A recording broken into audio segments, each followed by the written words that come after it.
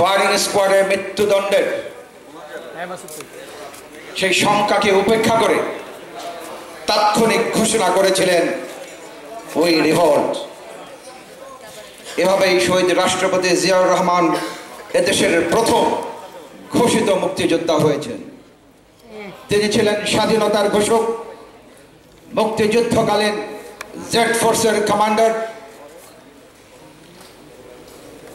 যুদ্ধকালীন অসম সাহসিকতার জন্য জীবিত মুক্তিযোদ্ধাদের জন্য প্রদত্ত সর্বশ্রেষ্ঠ খেতাব বীরোত্তম পদকধারী।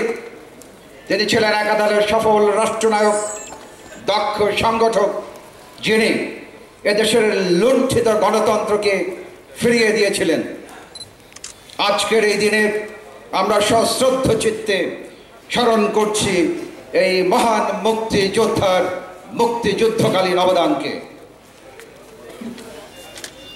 শহীদ রাষ্ট্রপতি জিয়াউর রহমান বীরোত্তমের পক্ষ থেকে দেশনেত্রী বিএনপির চেয়ারপারসন বেগম খালেদা জিয়াকে আমাদের হৃদয়ে নিংড়ানো ভালোবাসা ও শুভেচ্ছার নিদর্শন একটি ক্রেস্ট গ্রহণ করার জন্যে সবিনয় অনুরোধ করছি।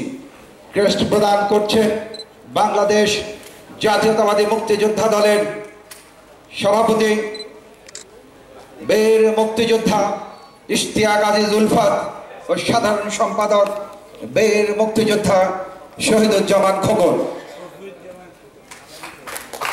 Vice chairman Abul Hossain.